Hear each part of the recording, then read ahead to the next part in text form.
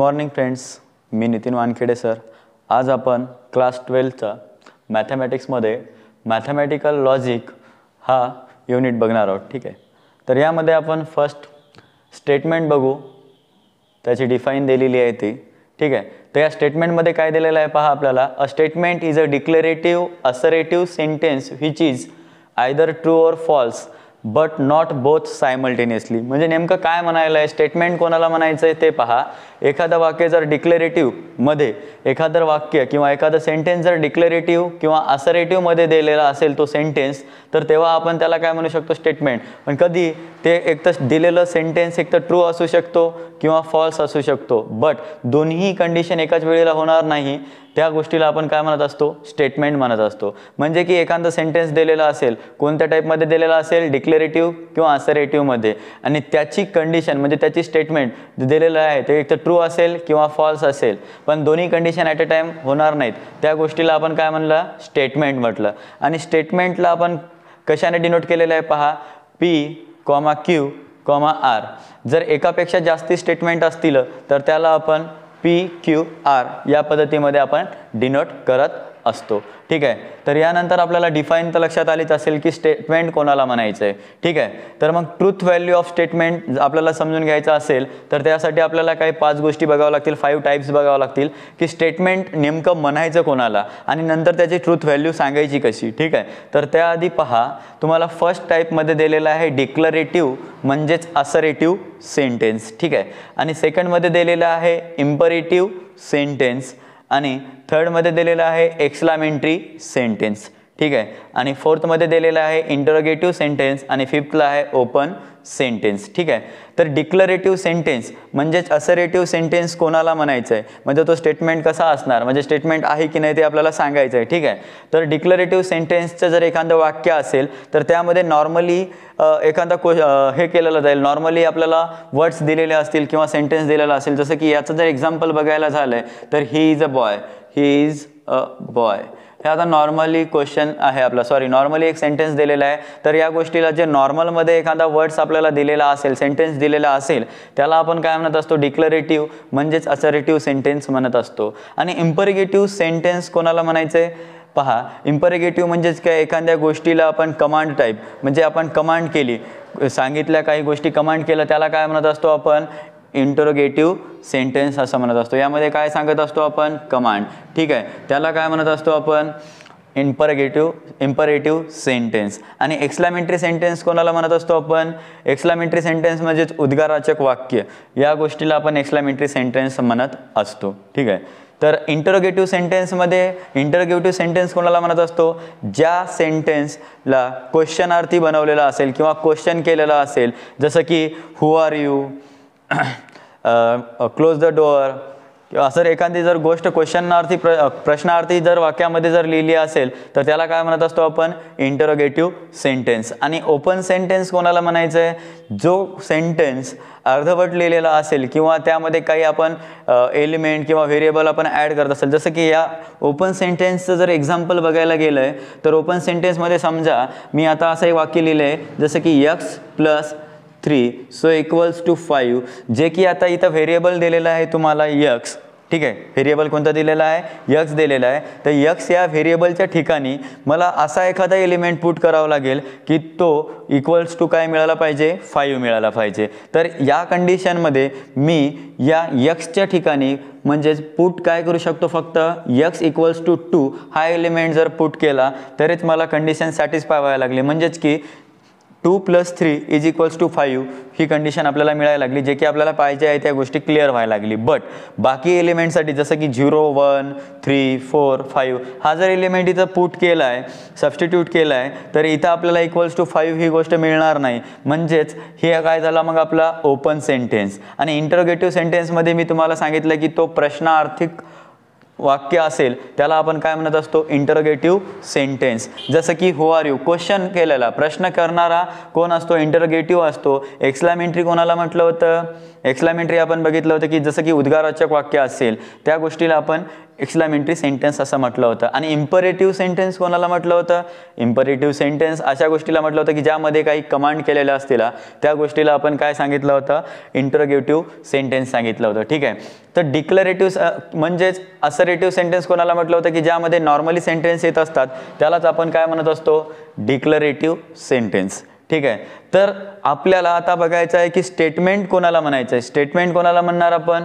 ज्यामध्ये डिक्लरेटिव्ह म्हणजेच असरेटिव्ह सेंटेन्स येत असते, म्हणजेच त्यालाच आपण काय म्हणू शकतो? मग स्टेटमेंट म्हणू शकतो. या व्यतिरिक्त imperative sentence, exclamatory sentence, interrogative sentence आणि ओपन सेंटेन्स या टाईपमध्ये जर क्वेश्चन येत असेल तर तो स्टेटमेंट होणार नाही. म्हणजे आपण स्टेटमेंट कोणाला म्हणू शकतो? फक्त असरेटिव्ह सेंटेन्स किंवा आपलं तेच ऑरमध्ये त्याला नाव दिलेलं आहे जे की डिक्लरेटिव्ह, यामध्ये आलं त्यालाच आपण स्टेटमेंट म्हणणार. म्हणजेच कीच इम्परेटिव्हला म्हणणार नाही, एक्सक्लामेटरी म्हणणार नाही किंवा इंटरोगेटिव्ह पण होणार नाही आणि ओपन सेंटेन्स पण होणार नाही. या चारही गोष्टीला आपण स्टेटमेंट म्हणू शकणार नाही, कारण इम्परेटिव्हमध्ये पण कमांड केली जाते, एक्सक्लामेटरीमध्ये उद्गाराचे वाक्य आलेलं असते आणि इंटरोगेटिव्हमध्ये क्वेश्चनार्थी म्हणजे प्रश्नार्थी वाक्य आलेलं असते. आणि ओपन सेंटेन्समध्ये तुम्हाला सांगितलेलं आहे की जे काही सेंटेन्स असेल ते अर्धवट असेल, म्हणजे त्याची फिक्स व्हॅल्यू मिळणार नाही. म्हणून आता ह्या गोष्टी आपल्याला आहे, म्हणून याला पण आपण स्टेटमेंट म्हणू शकणार नाही. तर समजा आता या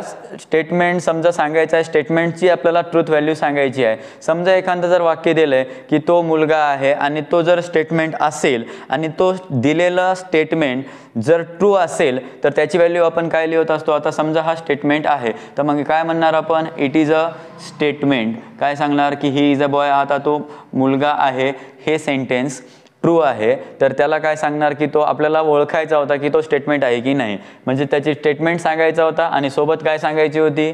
ट्रूथ व्हॅल्यू सांगायची होती. मी पहिले दिलेलं वाक्य काय सांगितलं? स्टेटमेंट आहे की नाही ते सांगितलंय. नंतर याची ट्रूथ व्हॅल्यू सांगायची असेल तर मी काय सांगणार? Its truth value is a true. काय सांगली? Truth value is a true. समजा अजून एखादा क्वेश्चन घेतलाय आपण, हू आर यू. आता हा प्रश्नार्थी वाक्य झालेला आहे. आता याला काय म्हणू शकतो? मी स्टेटमेंट म्हणू शकतो का? मी तुम्हाला इथेच लिहून दिलेला आहे. जर तो प्रश्नार्थी वाक्य असेल तर त्याला मी स्टेटमेंट म्हणणार नाही. ठीक आहे. आता इथे काय केलं? हू आर यू असा क्वेश्चन केलेला आहे, तो प्रश्नार्थी वाक्य झालेला आहे, म्हणजेच हा आपला स्टेटमेंट नाही आहे. मग आता काय म्हणणार याला? जर तो स्टेटमेंट नसेल तर त्याची आपण ट्रूथ व्हॅल्यू पण सांगणार नाही. म्हणजे एखाद्या गोष्टीमध्ये तो स्टेटमेंट नसेल तो स्टेटमेंट असेल पण त्याला ट्रूथ व्हॅल्यू मिळणार नाही. ठीक आहे. तर इथं पहा, आता हू आर यू हा प्रश्नार्थक वाक्य आहे, तर इथे आपल्याला आता स्टेटमेंट मिळणार नाही. म्हणजे it is a not statement. हे स्टेटमेंट आहे का? नाही आहे. म्हणजेच आपल्याला याची ट्रूथ व्हॅल्यू पण लिहायची गरज नाही आहे. ठीक आहे. म्हणजे हे कोणत्या टाईपवर क्वेश्चन आलेला आहे सांगा? हे कोणत्या याच्यावर सांगशाल? मग इंटरोगेटिव्ह सेंटेन्स आहे. हा कोणता आहे? इंटरोगेटिव्ह स्टेटमेंट आहे. मग काय म्हणणार? It is not statement. हे स्टेटमेंट आहे का? नाही. It is a not statement. याची ट्रूथ व्हॅल्यू लिहायची गरज नसणार. जो स्टेटमेंट नसणार म्हणजे नाही असणार त्यांना आपल्याला त्याची ट्रूथ व्हॅल्यू लिहायची गरज पडणार नाही. यापैकी तुम्हाला या बऱ्याच गोष्टी लक्षात आल्या असतील. आपण काय बघत होतो? ट्रूथ व्हॅल्यूमध्ये स्टेटमेंटसाठी काही 5 टाईप सांगितले, जे की डिक्लरेटिव्ह.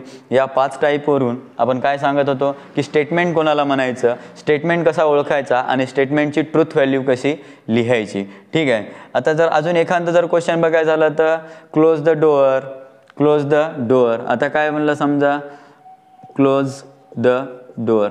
आता हा क्वेश्चन आहे, तर याच्यामध्ये काय? आता कमांड झाली. याच्यामध्ये काय सांगितली आपण? कमांड सांगितली. म्हणजे हे पण स्टेटमेंट आहे का? नाही. समजा एखादा अजून 4th क्वेश्चन बघायला गेलं तर काय म्हणलं? Please open the window. काय पहा? Please open the window. Please open the window. आता तुम्हाला लक्षात येत असेल तर यामध्ये रिक्वेस्ट झाली. रिक्वेस्ट आली म्हणजेच कोण आलाय? रिक्वेस्ट केली म्हणजेच कोण केलंय? आता सांगा. रिक्वेस्ट म्हणजेच इम्परेटिव्हमध्येच गेलाय, कमांड म्हणजेच रिक्वेस्ट त्याच्यामध्येच गेलाय. म्हणजे हे पण स्टेटमेंट आहे का? नाही. तर हे रिक्वेस्ट टाईपमध्ये गेलेलं आहे. ठीक आहे. म्हणजे हे पण काय आपलं स्टेटमेंट नाही आहे. हे तुम्हाला लक्षात आलेलं असेल. ठीक आहे. तर यानंतर पुढच्या याच्यामध्ये आपण लॉजिकल कनेक्टिव्हिटीज बघू.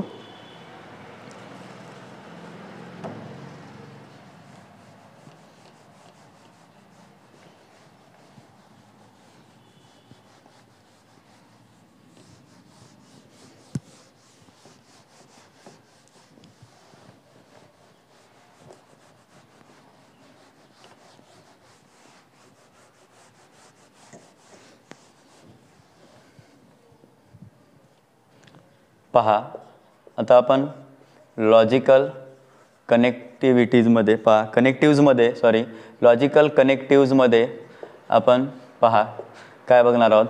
फर्स्ट टाईप बघणार आहोत आपण कंजेक्शनची. कशाची बघणार आहोत? पहिले कंजेक्शनची.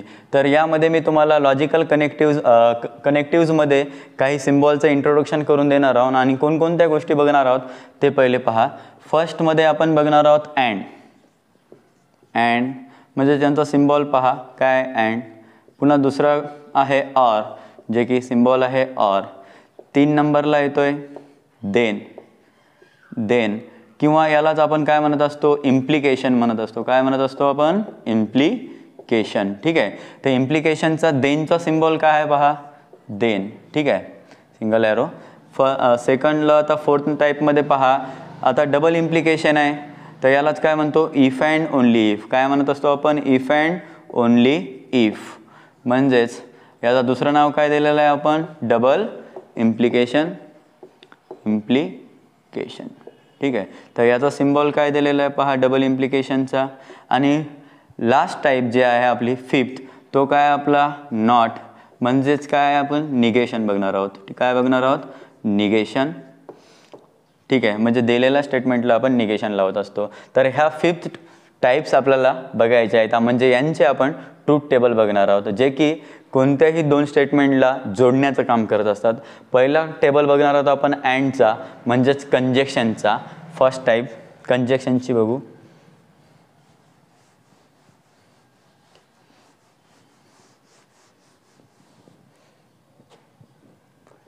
फर्स्ट टाईप आहे कंजेक्शन. कंजेक्शनमध्ये काय बघायचं आहे मी तुम्हाला सांगितलं होतं. कंजेक्शनचा सिम्बॉल काय होता? अँड. ठीक आहे, किंवा अँड आपण या पद्धतीत लिहू. तर यांचा ट्रूथ टेबल सांगायचा झाला तर पहा या ट्रूथ टेबलमध्ये आपण काय सांगणार आहोत? जसं की आपण 2 टेबलला किंवा 2 वाक्याला जोडण्याचं काम पी आणि क्यू या सेंटेन्सनं करत होतो किंवा या व्हेरिएबलनं करत होतो. ठीक आहे. पहा जसं की आता इथं 2 टेबलमध्ये आपण सांगत आहोत पी अँडचा यूज करून एक ट्रूथ टेबल बनवत आहोत. तर पहा पी क्यू आणि अँडच्या यूजमध्ये आपण पी अँड क्यू यांचा ट्रूथ टेबल बनवणार आहोत. ठीक आहे.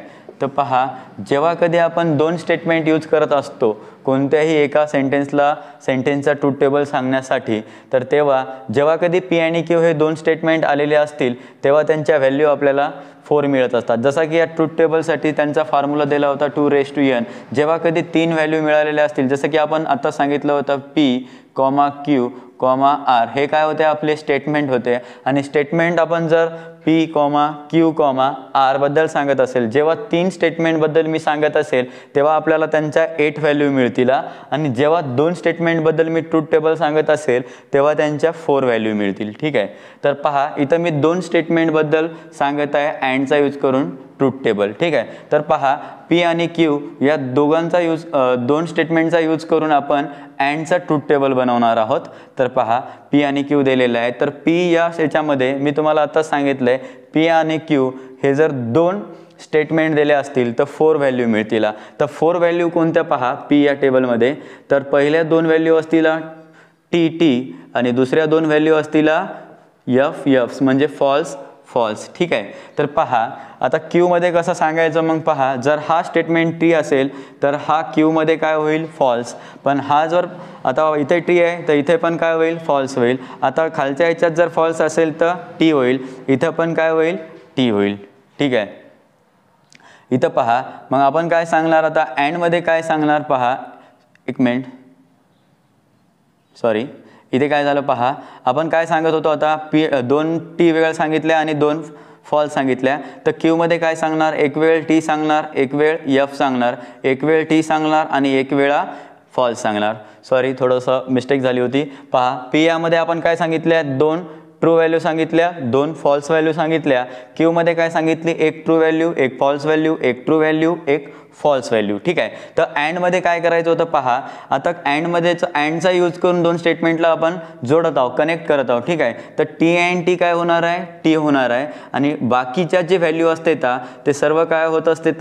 फॉल्स होत असते. लक्षात ठेवा अँडचा जेव्हा आपण ट्रूथ टेबल लिहित असतो तेव्हा पीचा स्टेटमेंट स्टेटमेंटची जर व्हॅल्यू टी असेल आणि क्यू या स्टेटमेंटची पण व्हॅल्यू टी असेल, तर जेव्हा आपण अँड यूज करत असेल तर पहा टी अँड टी काय होणार आहे, तेव्हा टी होणार आहे आणि अदरवाईज सर्व व्हॅल्यू काय होणार आहेत, एफ होणार आहे. जसं की पहा टी अँड टी टी झाला, टी अँड एफ एफ झाला, F and T F and F पण एफ होणार आहे. म्हणजेच की यामध्ये जेव्हा पी स्टेटमेंट पण ट्रू आहे आणि क्यू स्टेटमेंट पण ट्रू आहे आणि अँडचा यूज करत आहोत तेव्हा तो ट्रू होईल. आणि अदरवाईज जर एखादं स्टेटमेंट समजा पी स्टेटमेंट ट्रू आहे आणि क्यू स्टेटमेंट फॉल्स असेल तेव्हा त्याची ट्रूथ व्हॅल्यू आपल्याला फॉल्स मिळेल. ठीक आहे, म्हणजे लक्षात ठेवा अँडमध्ये आपण जेव्हा कधी दोन्ही स्टेटमेंट ट्रूच मिळतील तेव्हाच फायनल आन्सर आपल्याला ट्रू मिळेल, अदरवाईज फॉल्स मिळेल. ठीक आहे, हा टेबल आपण बघत होतो अँडचा. यानंतर सेकंड टाईपमध्ये आपण पहा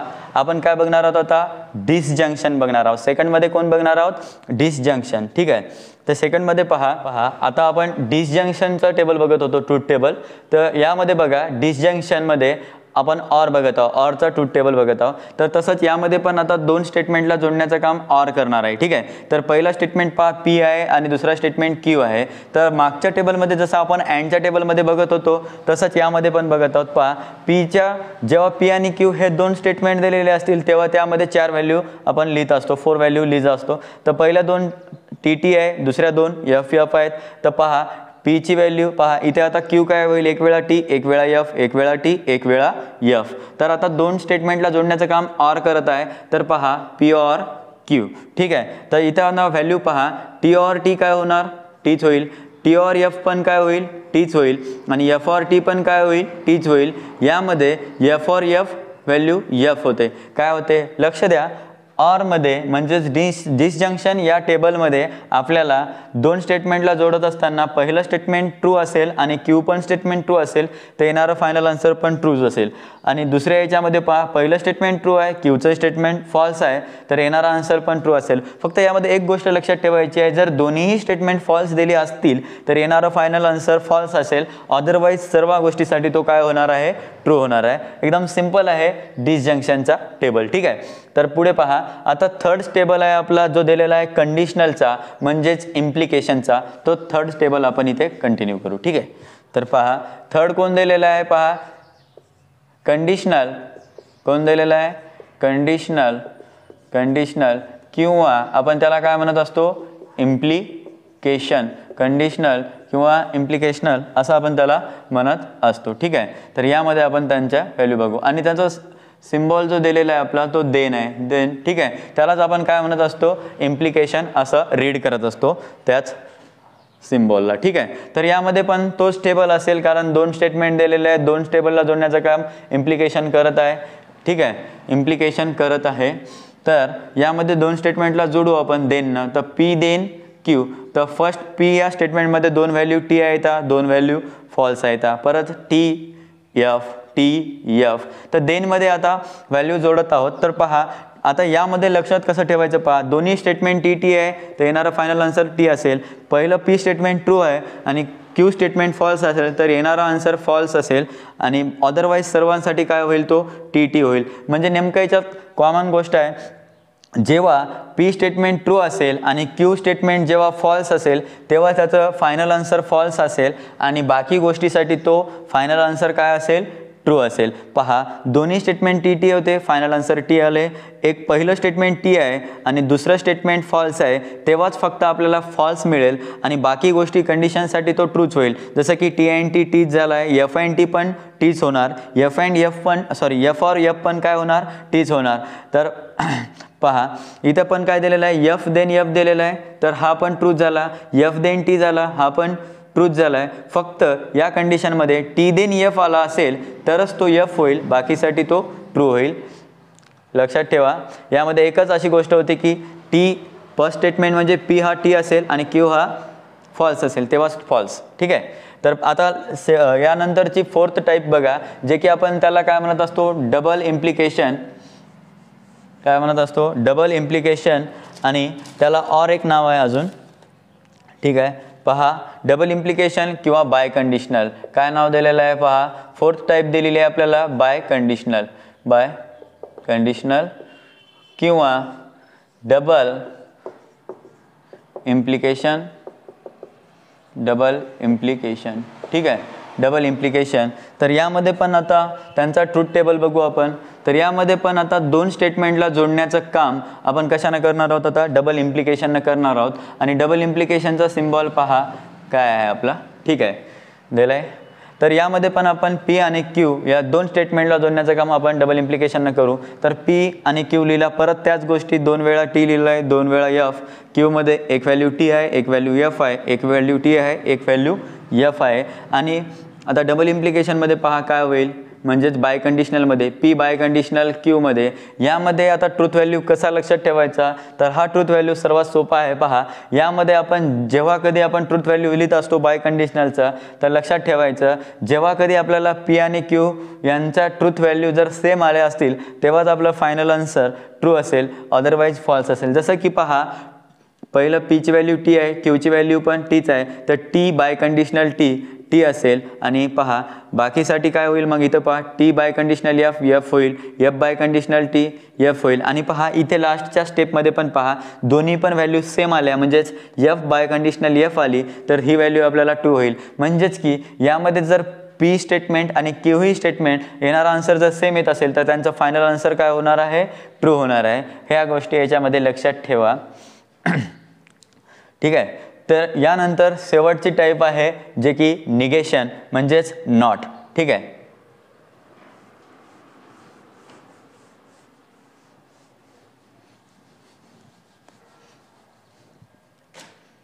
पहा फिफ्थ टाईपमध्ये निगेशन किंवा आपण नॉटला सिम्बॉल काय दिलेला आहे, निगेशन. जेव्हा पहा यामध्ये साधी गोष्ट आहे. पहा समजा पी आपल्याला एक स्टेटमेंट व्हॅल्यू दिलेली आहे आणि त्यावर निगेशन सांगायचं आहे. तर पहिली व्हॅल्यू समजा टी असेल तर तो निगेशनमध्ये एफ मिळेल, आणि जर पी स्टेटमेंट फॉल्स असेल तर त्यामध्ये निगेशन आपलं व्हॅल्यू आपल्याला टी मिळेल. सिम्पल आहे. पहा काय सांगितलं मी, पीचं स्टेटमेंट जर आपल्याला निगेशनमध्ये सांगायचं असेल तर पहा समजा पी या स्टेटमेंटची व्हॅल्यू ट्रू असेल तर ती निगेशनमध्ये फॉल्स होईल, आणि जर पी मध्ये जर स्टेटमेंट समजा आपल्याला फॉल्समध्ये दिले तर तो निगेशनमध्ये काय होईल, ट्रू होईल, ठीक आहे. तर तुम्हाला आजच्या व्हिडिओमध्ये आपण काय काय बघितलं हे जर लक्षात आलं असेल तर परत ओव्हरऑलमध्ये सांगायचं झालं तर आपण स्टेटमेंट कशाला म्हणतात ते बघितले, आणि स्टेटमेंट कशाला म्हणत असताना ते बघितलं. त्यामध्ये आपण स्टेटमेंटच्या साठी आपण 5 टाईप बघितल्या होत्या. त्यामधून आपण असरेटिव्ह आणि डिक्लरेटिव्ह यामध्ये जे सेंटेन्स येतात त्यांना आपण काय म्हटलं होतं, स्टेटमेंट म्हटलं होतं, ठीक आहे. आणि त्यानंतर आपण काही लॉजिकल कनेक्टिव्हिटीज बघितल्या आणि त्यांचे ट्रूथ टेबल बघितले, ठीक आहे. आजचा व्हिडिओ जर तुम्हाला आवडला असेल तर लाईक आणि सबस्क्राईब करा. धन्यवाद.